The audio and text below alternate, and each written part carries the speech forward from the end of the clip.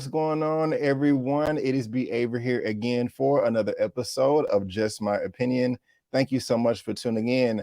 I really do appreciate it. And with this one right here, guys, we're talking Halo Season 1, Episode 5 recap and review titled Reckoning. I know this says episode 1.5, but the episode is titled Reckoning.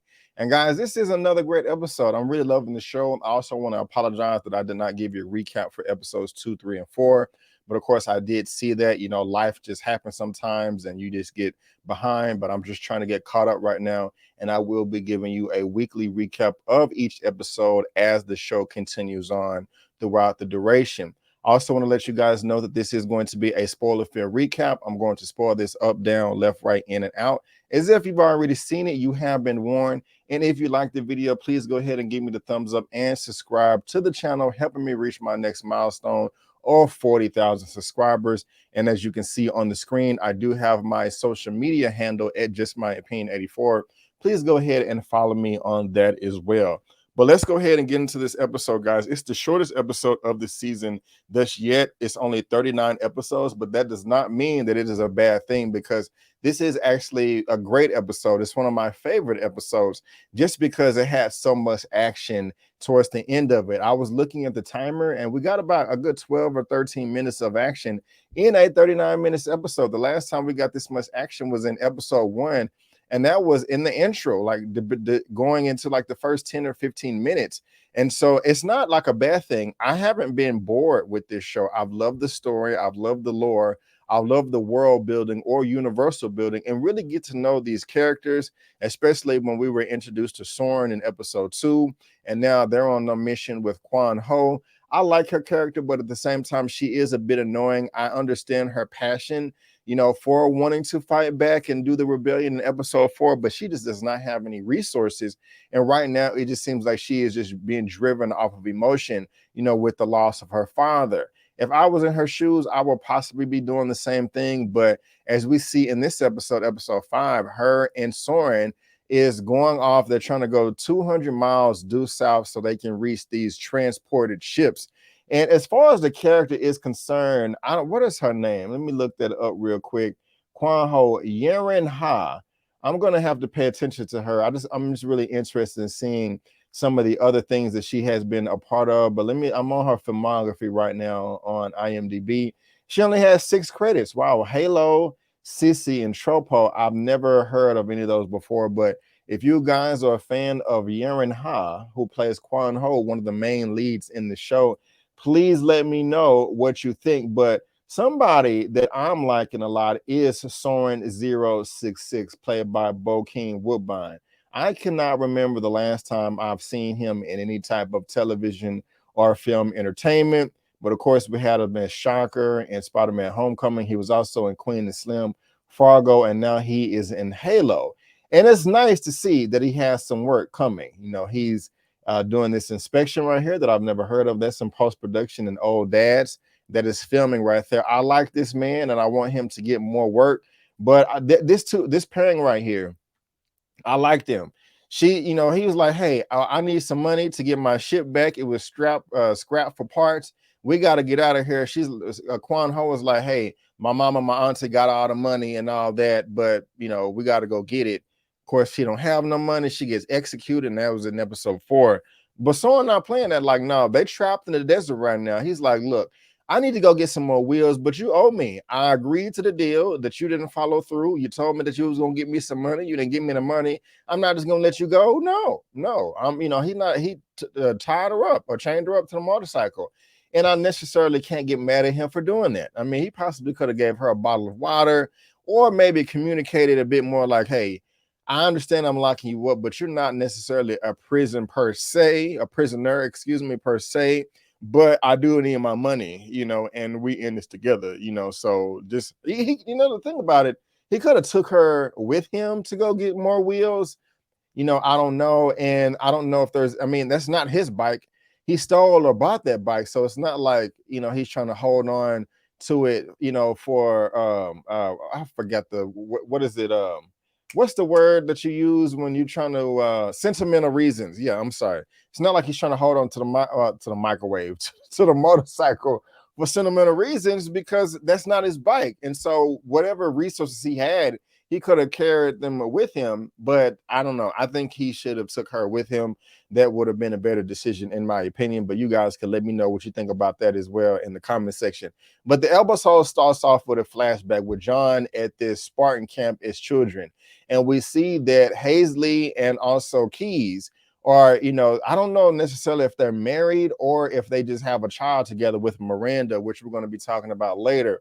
But we find out that now another thing is the black lady is like, hey, they're on the witness too. And she's like, hey, the kids, are adapting well. The education is based on the environment and the soil. And then she sees John and up there horse playing. This dude almost kills himself. And I'm like, where are the adults? Where is the supervision? I mean, this dude almost fell to his death and could have broke his arm, his leg, snapped his neck. And she just over there scared. And John helps her up. And it's like, well, they play around a little too much. Carry on, everybody, carry on. Wait a minute, why are you not yelling at the kids like, get your ass down here, go sit in timeout, or you can't do that, you can't do this, you almost died. It's just like life goes on. I was like, okay, actually, I love this episode, but that was just like a little weird to me. I really did not understand that at all, but maybe you guys can help me in the comment section below. Now, I will say one of the things I'm also liking about this show is how they're handling race. It seems like there's no racism. It seems like there's a lot of people of color, men and women, that are in high positions of power. I like that. Now, when I was doing my episodes 1 and 2, I talked about Margaret Parangonsky, who is being played by Shabani Azmi. She is over Hazley, Dr. Catherine Hazley, and she's also trying to create this team with Miranda, who is the daughter of Hazley and also Keys. I don't see his name on here, but we're talking about the black guy that is the father. Yeah, him right here. I'm tripping. Captain Jacob Keys. So of course, Danny Sapani, Captain Jacob Keys, and where Dr. Catherine Hazley, they have a child, Miranda. And it seems like both of them are either above or on the same level as either Hazley or Margaret Parangonsky, and I like that a lot. And they're not really blurring the lines between the relationships here, because what is her name? It's slipping my mind already. And Miranda, the relationship she has with her mom, it doesn't seem like Hazley Catherine has respect that much for her daughter. I mean, I guess that's just professionalism, and they're in the Corps, the Army, the UNSC, whatever, working for the government, that you just don't blur the lines like that. You don't want to have any conflicts of interest, because there's no conversation like, oh, hey, mom, I love you, mom, I love you, dad, I'll see you tonight for dinner. Oh, it was this one guy I was trying to date. It's like, oh no, strictly professional. It's like they don't even have a relationship at all. And so that's just quite interesting to me right there. And I like to where they're at the end of episode 4, it's just John and Catherine Hazley, Dr. Catherine Hazley, at the artifact, the Keystone #2. But as soon as this episode starts off, she done dropped all this bread, all these bands, and done got a whole temporary camp base set up at the new location on a Witness 2 for artifact #2, Keystone #2. I like that, because at the end of episode 4, I was saying to myself, okay, it would make more sense for her not to keep this a secret and be like, hey, everybody, look over here. We found the second Keystone. John found the second Keystone. We need to pull all of our resources, do what we need to do to study this, to analyze it, to make sure that we have control over it, and also keep it safe and hidden away from the covenant. Of course, with the way the episode ended, that didn't happen, but I was really happy to see that she told everybody, and it's like, hey, let's get this out of here. Let's work as a team, all that good stuff. And also, y'all let me know what you think about Catherine, because in episode 4, Kai was just talking about how everybody is all emotional, but Hazley is not. She sees the world as data that just has to be analyzed to make the best progression of humankind possible. Like, who are we? Where do we come from? What are our limits? How far we can go, etc. That's good and bad. And I have to ask you guys, do you trust Keys? Not Keys. Do you trust Dr. Catherine Hazley? Because she's been obviously keeping a bunch of secrets from John. Okay, he don't. I mean, he don't touch the keystone. The thing is I don't know if we can trust her because she, in my opinion, I mean, she's admitting information, but when it comes up, when she's called out about it, she's never lying about it. She was like, John's like, I saw you as a child. I mean, I saw you when I was a child at my house. She was like, of course you saw me because I was there. And you know, I look, I don't want to say that we can trust her or we can't. I'm on the fence because again, she's admitting information, but at the same time, just letting him know information. Like every time he asks the question, she tells him the truth. So it's like, I'm not just going to give you the answers, but if you figure it out for yourself, okay, I'll own up to it. And she's just trying to keep control over the situation. Now, when the other mad scientist was doing his laser pointer thing, pointing at the artifact number 2, and it blew up and it sent out a signal and it started cracking and all that. John went down there, touched the keystone. He was wanting to get the truth, but even actually before that, we saw the blessed one on a magical, and she went to the old site for the keystone. And she's like, hey, from all the residue, you know, I could tell, I don't know where it's at right now, but I can tell that it was here, and she was kicking it with the covenant. Now, y'all help me. Y'all may want to rip me to shreds if I haven't been paying attention to well in the comment section. But I'm just a little bit confused to where she would just, she has some gift and she would just recruit it from the covenant. One, she's probably going to go with them because she was treated like a crap as a child, you know, living in the slums, getting beat on, I think, by the UNSC. So she probably, screw y'all, screw these humans. I'm going to go kick it with the covenant, you know, and learn their language and religion and all that stuff, you know. And interesting character. Y'all let me know what you think. But going back to A Witness 2, John is first of all, I like the conversation between John and Kai. She done took away the pellet, talking about, hey man, I'm living my life. This is dope. I took it out when you took it out. John is being a hypocrite. Why is it okay for him to take out the keystone, but she can't? I don't want to know. She putting grease in her hair, feeling all good, feeling herself, all that, trying to have a good time. And does it compromise the mission? Does it make you not mission ready? Because you know you're emotional, and that is going to take place in the battle, and it could possibly hurt you. I was kind of laughing my ass off and hurt a little bit because Vanek, his black ass, and I like him. You know, he is very mellow, very monotone, very dry. Talking about, no, I don't wonder why we want to kill the covenant just because they want to kill us. Did you ever wonder why? No, I haven't. Did you ever wonder why you don't wonder why? But I am wondering if that grease seeped into your brain, asking me these dumbass questions. I'm like, no, brother, wake up, my brother, wake up. You know what I'm saying? You in the sunken place. You know, that's interesting right there. But John is not, I don't know, that's not that honorable, man. You kind of being a hypocrite, bro. Because she's able to take the only difference is that you was able to touch the stone, and maybe that gives you more control or not. But I don't like that you kind of grounded her. I think that's BS. But just like Cortana said, and I really like Cortana, just like Cortana said, she's like, I like the way that Kai stood up to herself. That's dope. That does make me like Kai a little bit better. And what's great about the show is, first of all, the cinematography of it all is just gorgeous. I love that we get to see these characters in this wilderness, in this desert, and it actually looks like they're on location. Everything looks practical. I mean, of course, there was CGI used in this episode, but for the most part, it did not look like it. The entire backdrop looked like they were really there, and that just makes the intensity, that just makes the experience, you know, it enhances it and just makes it that much better. And I really did enjoy that. I'm not loving everything, even when they're outside, and even, you know, when they're inside looking at the ships and all that. They're throwing the drone up in the air, and that's pretty cool too. I like that, and the way they're just able to visualize everything. But John, he goes down there, he sees the truth that Halsey kidnaps him, and he tries to attack her, and she shuts him down. I cannot get mad at her for doing that. She's not trying to control him, but from the jump, she was like, hey, Cortana, I'm not going to give you complete control because we got to run all these tests. I'm not going to do this. I mean, she did let John take the pellet out. I mean, she taught him how to do it. Cortana was trying to talk John not to do it, but Halsey was like, no, let him do it. Let him be free. So I can't necessarily say she's a bad person, and I'm just sorry. If somebody's finna attack me, a Spartan with a suit of armor on, I'm gonna shut that ass down too. I'm not just gonna let them punch me in the face. So it was just like a security measure, you know. So I'm not necessarily mad at her, but I don't want to just write it off like, oh, we can trust her. You know, she's great.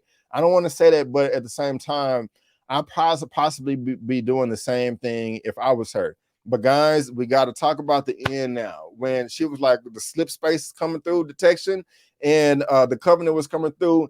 Lovely, lovely scene. I love this. We got all senses of action. We got hand-to-hand fighting. We got close one-on-one fighting with weapons. We got them running with the warthog, with the chain guns. We got battles in the air. It was nice. I liked it. We got different versions and species of the aliens, but just seeing all the this was just like the game. Yeah, I was smiling ear to ear as those banshees was coming through, just dropping bombs and missiles, zoom, zoom, zoom, destroying everything. I'm just like, man, and the humans were fighting back as well, and they were able to keep their decorum. Did y'all notice, what is his name? The black guy again, Captain Jacob Keyes. Yeah, this guy right here. Let me go ahead and show him some sign. Some sign, some shine. And real quick, what else was he in? Born in 1970, London. He looked like he was in Border Tribe Elder. He was in Black Panther. Okay, might have to go look at him. But did y'all notice that when the shit was hitting the fan, when the crowd was hitting the fan, he was cool, calm, and collected, walking with his weapon, still trying to make sure he was on top of things. They screaming, talking about all the non-combatants in the cave. Oh, the mad signs up, but no, the artifact stays with me. The artifact stays with me. Everybody running around like with the chickens with the head cut off. The Spartans just keeping that cool. Just like, you know what I'm saying? Okay, we got to do this. The mission is, okay, hey, John, the mission, we got to get the Keystone back to not Miranda, but back to the ship. And it's like, okay, y'all do this. Spartans with me. Kai, you go up on the up on the mountaintop over here and keep us covered. And like, go, go, go, bro. And they're just like driving the thing. John is running, shoot, and they're running as fast as the Warhawk. I'm like, this is effing amazing. I'm like, and the way it's shot as well, a wide shot. It's not Chop City with a bunch of random edits or anything like that. I get to see the bullets flying everywhere and all the lasers.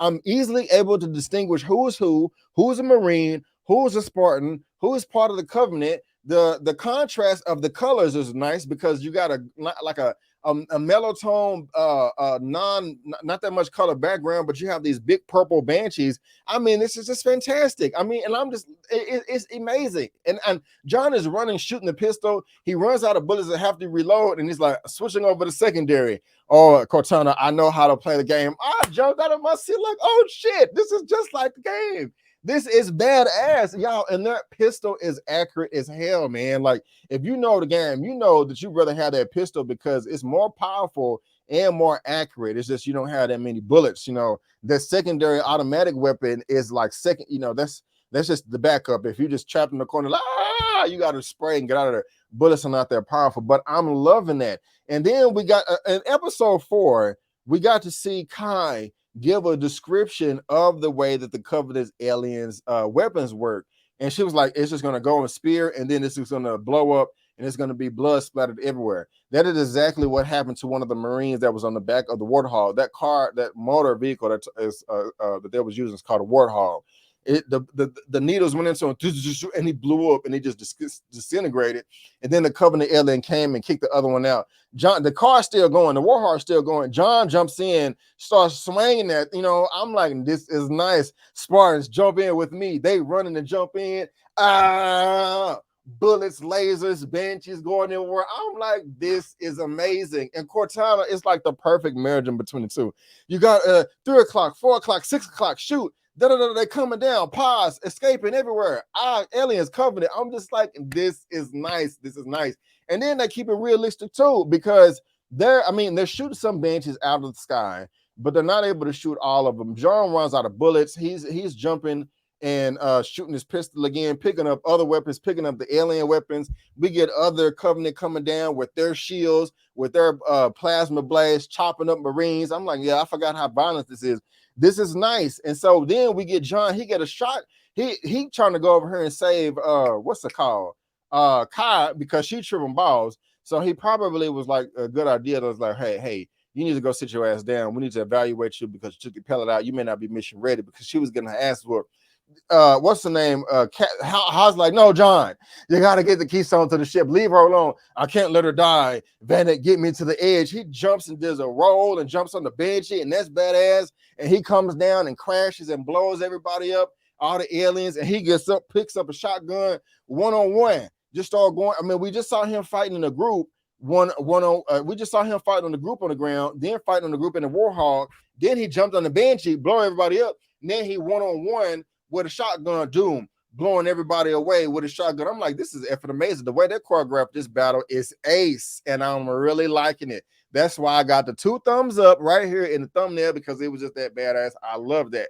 And then he run out of bullets, and he going around fisticuffing the aliens too. And then the big alien comes down. He's like, hey, I need it's badass. I liked all that. He wouldn't save Kai, but unfortunately, they got away with the keystone. So the humans got one, the smaller keystone, the aliens got the big one. And that's crazy. They found it first, set up camp, do all the work, dig it out. Covenant just comes in and scoops around. I'm like, ain't that a mother effer? You know what I'm saying? But then they shoot the blessed one down. And I'm just like, okay, I hope that she don't just wreck shop. I hope that John or Cortana is able to peep game and be like, hey, she's the devil. We need to execute her right away. Y'all, this was a fantastic episode. I love that. Like, this is episode 5. This is only the action scene that we've gotten. It ain't even been that much action. That's the main thing I came to sign up for. But I'm just loving everything else. The characters, the story, the whole world, all that. This is an amazing show. I love this episode, and I can't wait to see episode 6 and read all the comments of what you guys think about this show as well. Go ahead and subscribe to my channel, guys, because that is just my opinion. I got movie reviews for you, spoiler movie reviews, a weekly movie news roundup show, Snowfall, Atlanta season 3, Moon Knight. I talked about Bel Air, Halo, and also Power Book 4, all that good stuff. That is why you can subscribe to my channel, and then check out everybody on my channel tab as well. But guys, again, I just want to thank you so much for tuning in. And before you go, don't forget that I'm B. Avery, and that's just my opinion. Peace out, and I'll see you next time.